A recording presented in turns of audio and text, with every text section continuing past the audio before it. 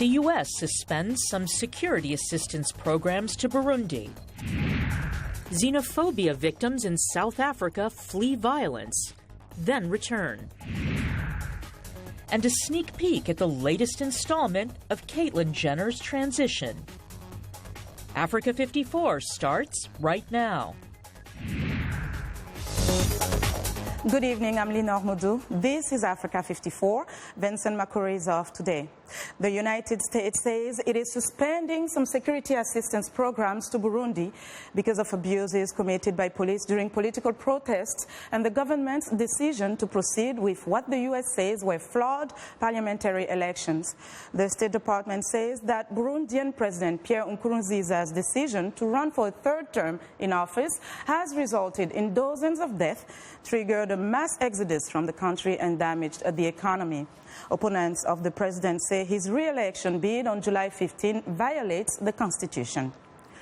Continued fighting in the Central African Republic is disrupting efforts to assist thousands of internally displaced people. Although the violence in the country has eased in recent months, sporadic killings still occur, fueled by criminality, though deep divisions between Muslims and Christians persist.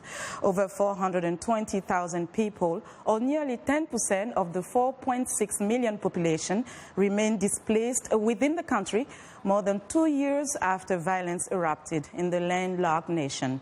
Aid agencies are providing food, seeds, and tools to farmers in provinces most affected by the conflict. Now, the Union Jack flew at half-mast outside British embassies across Europe on Friday in remembrance of the 38 people killed in the Tunisia beach attack. A minute of silence was held across the UK Friday in honor of the victims. Queen Elizabeth and Prime Minister David Cameron joined in the silence. Play at Wimbledon tennis tournament was delayed. The 30 British people killed have now all been identified, and the Royal Air Force is in the process of repatriating the bodies. Other victims killed in the Sousse holiday resort in Tunisia were 3 Irish and 2 German citizens, 1 Belgian, 1 Russian, and 1 Portuguese. Greeks go to the polls on Sunday to vote for or against, yes or no, to a European bailout proposal. The country is divided and the mood is volatile. Zoe Lildaki has more. Greek Prime Minister Alexis Tsipras is campaigning for a no vote, saying it will give Greece more bargaining power in future negotiations with its European creditors. If the no prevails, and the no is the strongest, I reassure you, the next day I will be in Brussels and a deal will be signed. A recent poll by the respected ALCO Institute, published by the Greek Ethnos newspaper on Friday, put the yes camp at 44.8% against the 43.4% of the no vote. But the lead was well within the margin of error, and still over 11% of Greeks remain undecided.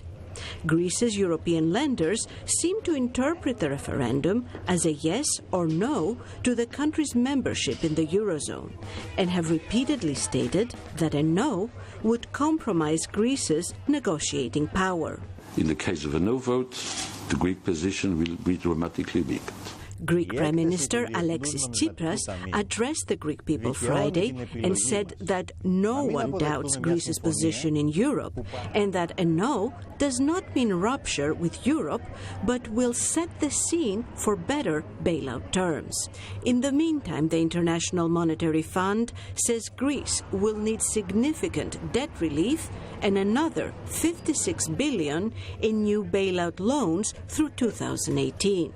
Compounding Greece's predicament, the debt-ridden country is cut off from further European aid after having failed to repay nearly $2 billion owed to the IMF on Tuesday.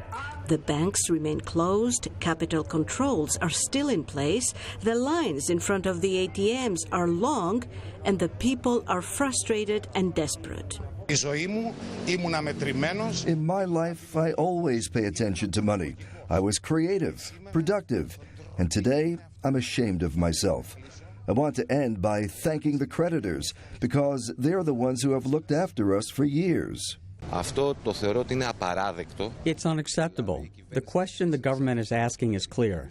If we accept the agreement of the Eurogroup and President Juncker, we are accepting an agreement that will drive the country into a catastrophic event, worse than what we have seen over the past 5 years.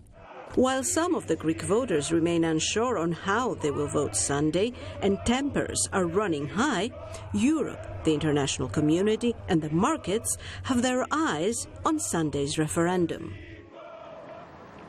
Now, many Malawians fled South Africa early this week after xenophobic attacks on African immigrants, but many quickly found life was not better at home and have returned to South Africa, often illegally and without jobs, and facing the tough task of having to start over.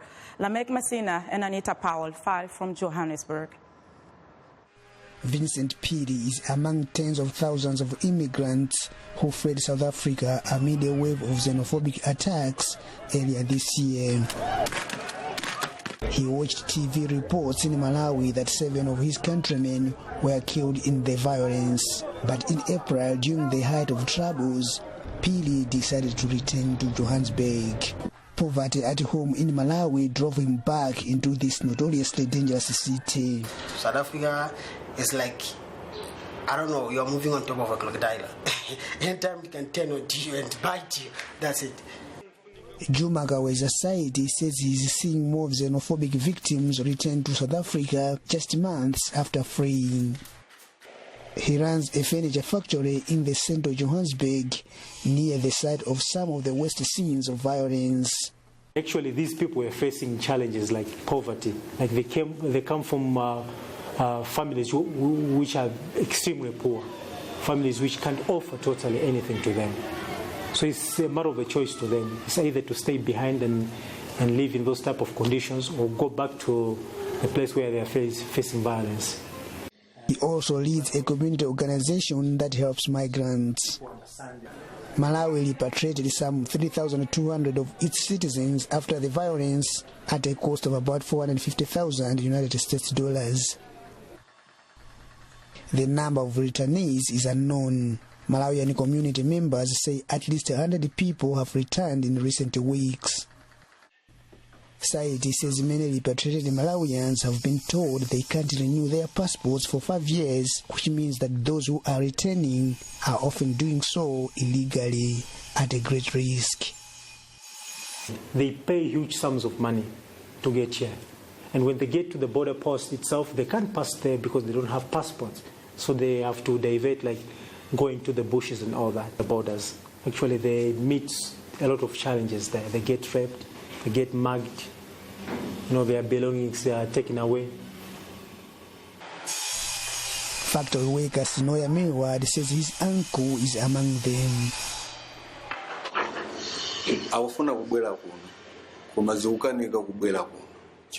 He is failing to stay in Malawi because of problems like poverty and difficulties in how he can raise money to feed himself.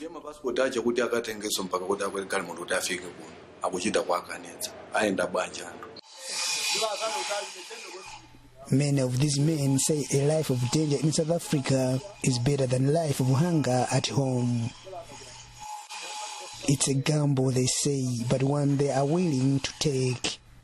Lamek Masina for VOA News, Johannesburg. Here in the United States, the New York City transit system, one of the largest in the world, is being challenged in federal court by 2 young Muslim comedians and film producers who want to advertise their new film on subways. VOA's Bernard Schuschman reports from New York.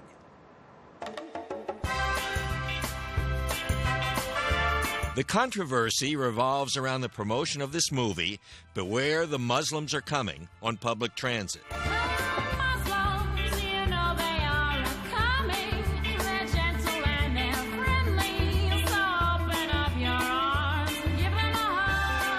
At issue is the latest advertising for this film.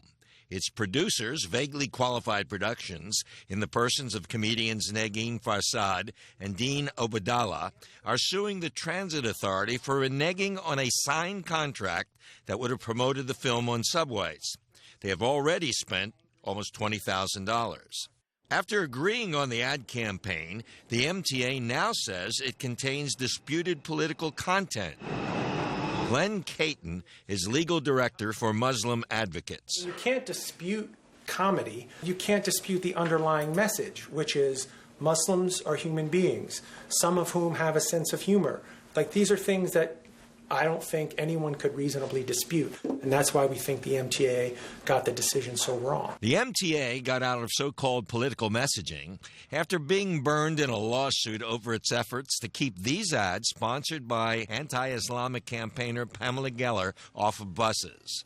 New York transit watchdog Gene Rushinoff calls the MTA decision loopy. It's really important to have free speech in the New York City subways.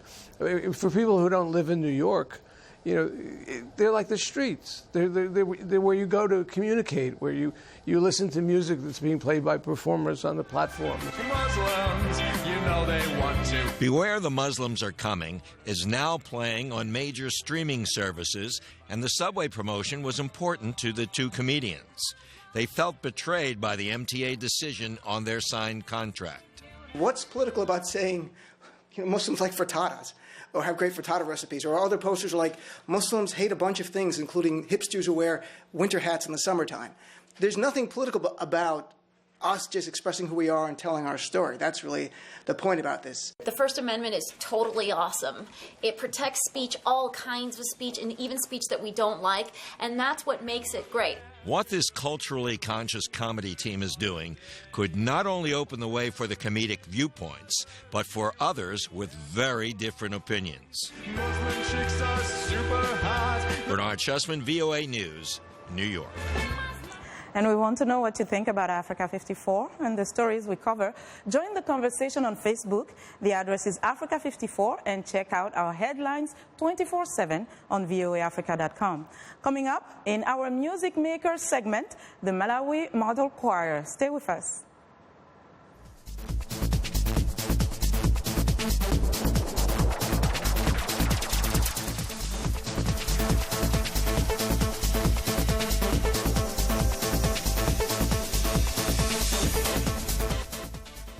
Wherever you are, Voice of America is on air, reaching more than 130 million weekly, worldwide, in more than 40 languages. Online, social media, and breaking news from around the world. On the go, dozens of new features on popular platforms with new apps and trending topics. Voice of America, on air, online, on the go.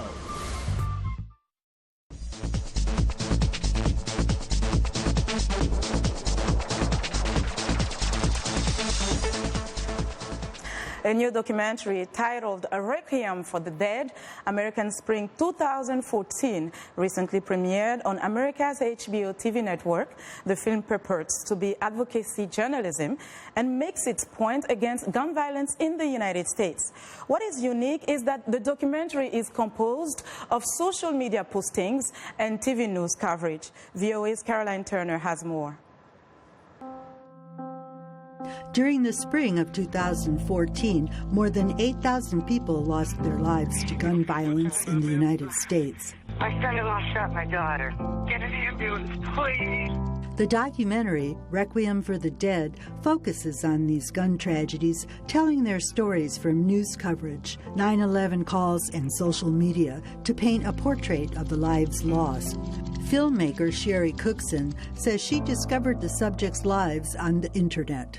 Normally we make films where we follow people around and tell their stories, and in this case the film that we were making, the people weren't alive, and so we started a process to try to figure out what the lives of these people were like, because we wanted to tell a very human story, and in order to do that we wanted to come to know people a little bit, and that's how we got involved with looking at the internet, because we found time capsules of the people who had been shot still there on the internet, and we saw pictures and postings that took us right up to the time that they were shot. One victim was a Virginia mother whose soon-to-be ex-husband shot her and their 2 children and then himself. Chris was like, I can't live without her. And none of us took that as to mean that he couldn't live without her, so nobody else was going to. And he just took her from all of us. Filmmaker Nick Dube says the documentary tells the stories of the lives that were lost. We're sort of people-oriented. We're not issue-oriented, and we came to this project looking at it as as trying to personalize, humanize the statistics. So we wanted to get people, give them a real sense of what was being lost, what kind of lives were being lost, who the people were who were being lost. Without any narration or interviews, Requiem for the Dead zooms in on 8 victims that died between March and June of 2014. 8 of the approximately 8,000 who lost their lives in gun-related deaths. Another victim was a bride in Kansas who was shot in gang-related crossfire just hours after her wedding. Early Sunday morning, 42-year-old Tiffany Davenport Ray was heading down Kansas Avenue after trading vows at her wedding. She was shot, then taken to a hospital where she later died. There is no anti-gun lecture in the film, no conclusions drawn, and no counterpoint. Viewers are just left with empty feelings over the lives lost due to senseless violence and the thought that something has to be changed to stop the killing. Carolyn Turner, VOA News.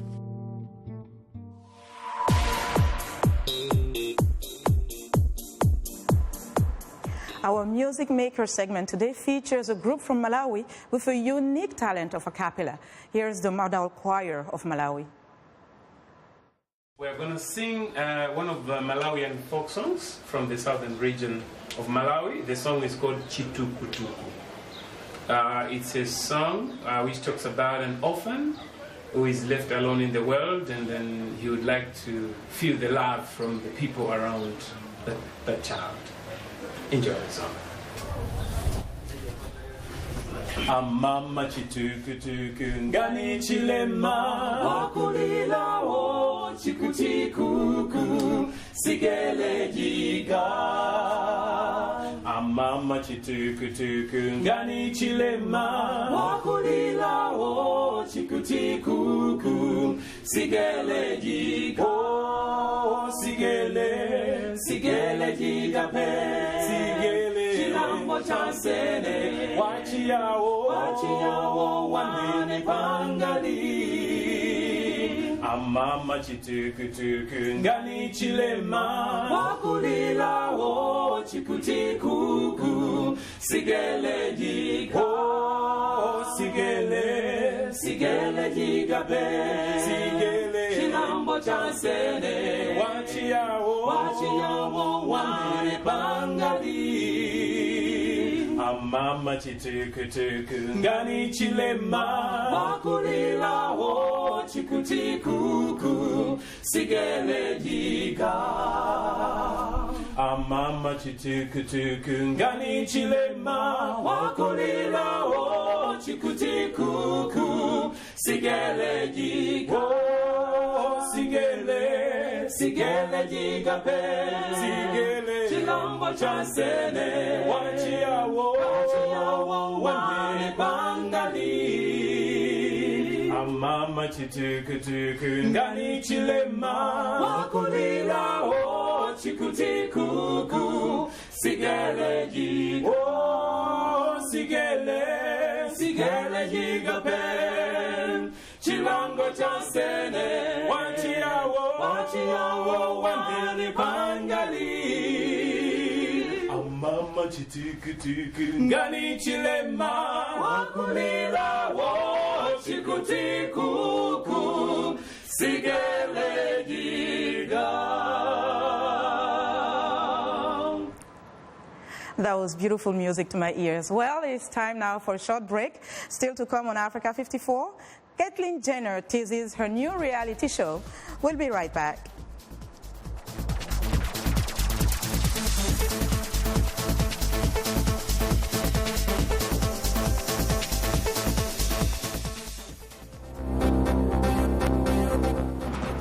For what? His team continues continue to work with the EU and our P5+1.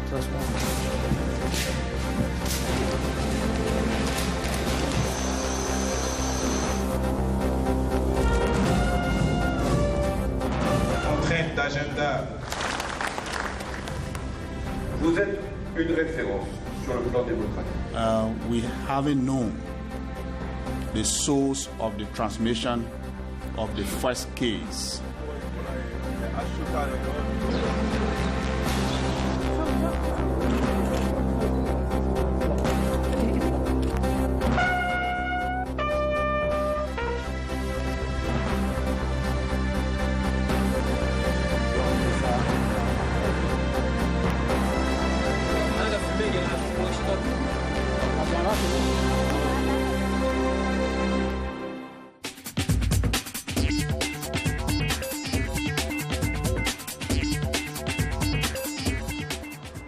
Welcome back to Africa 54. Here's what's trending.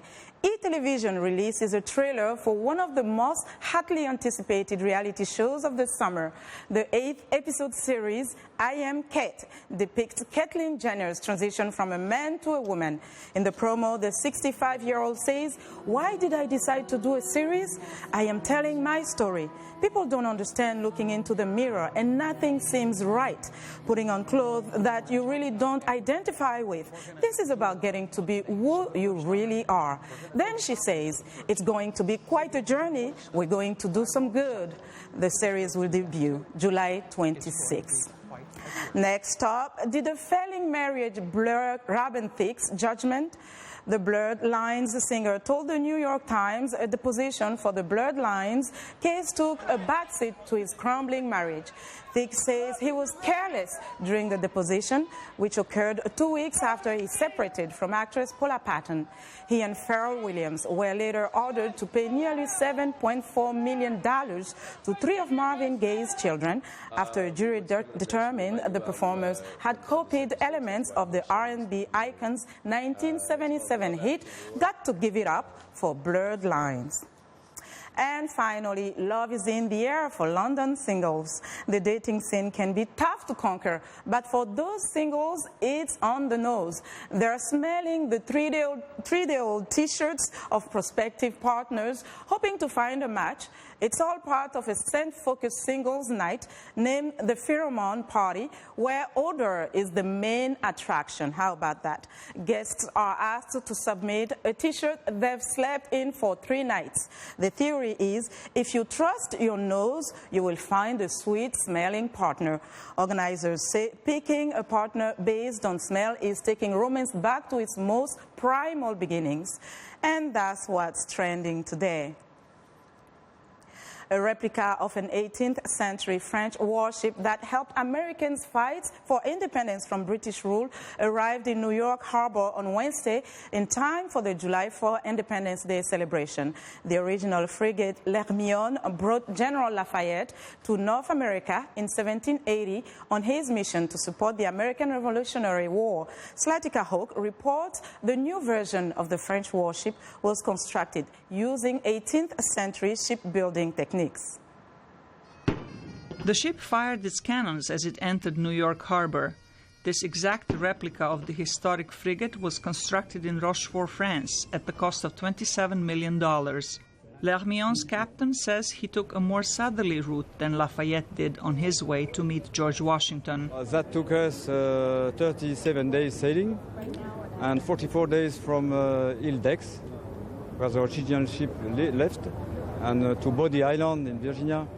And it was a great voyage, at a good season, of course. We took the trade winds and stopped in Canaria, Bermuda, only 1 day. And we had to arrive on time at Norfolk, and then the first real call was Yorktown. Before reaching New York, the ship sailed along the eastern U.S. coast, passing Alexandria, Virginia, and Washington, D.C. It will continue north to Boston and up to Canada. American history buffs are excited. This ship carried Lafayette and the message from the French government that they would send a full-scale army and give naval support to the Revolutionary Army, which was in a terrible situation in New Jersey at that time. So it was a kind of tipping point in history. So thanks to this ship, there is independence. The ship's captain and 80-member crew also considered the visit significant. I think to be here for the 4th of July, the Day of Independence, is a strong symbol, since obviously it marks the completion of the voyage of 1780, because the goal of L'Hermione was to bring independence to this country. And that is exactly what L'Hermione and Lafayette did.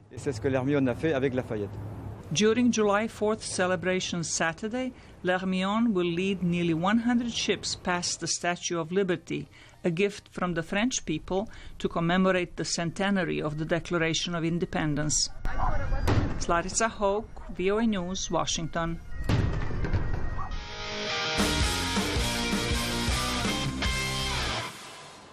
Well, it's been an exciting week in sports. For all of the highlights, we turn to Sunny Young with the sunny side of sports. Sunny, it's all about female soccer this week, right? All about the ladies, Lenore. Sporty greetings once again to our Africa 54 viewers. Let's kick off in Vancouver, Canada, where the Women's World Cup football final will be played Sunday.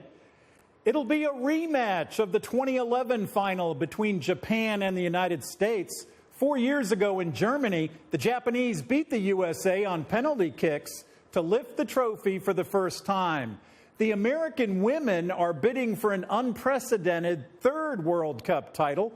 The USA's star striker, Abby Wambach, the most prolific scorer in international football history, says preparations are crucial ahead of the big title game. I think the next couple of days are going to be huge because we haven't done anything yet. I know that beating a German team is something that you want to celebrate, but we still haven't won a World Cup.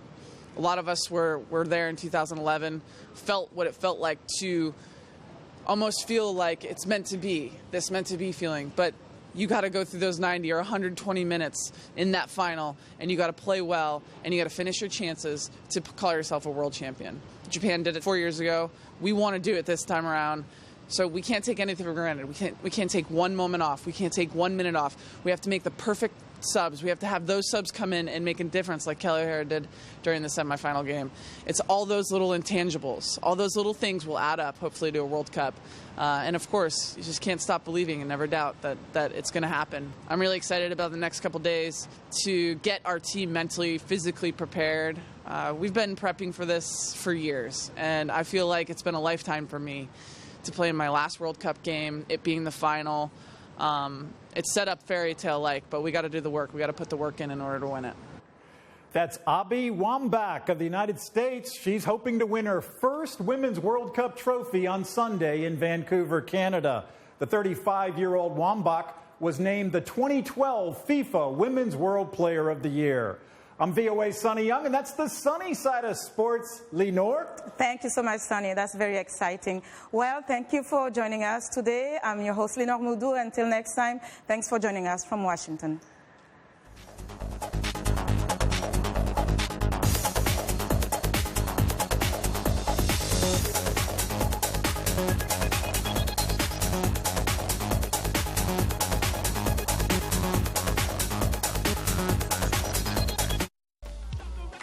Music is something that brings people together. Music educates, it motivates, it's a bridge. Music. Ali. On VOA. qubanaha VOA waxaan ku soo gudbinnaa qubanayaal goosgoos oo xiiso badan oo ku saabsan arrimaha Soomaaliya, Mareykanka iyo caalamkaba. haddaba qubanaha VOA da kala soco website-keena voasomali.com.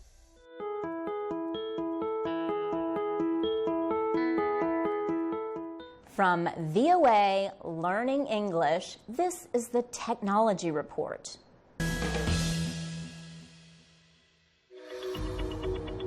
I'm Milar Sega. I'm the host of VOA's The Correspondents. A roundup of the world's top stories. Here's a false choice in more ways than one. We can't actually put you there, but we can come pretty close. In 30 minutes, we'll show you the world.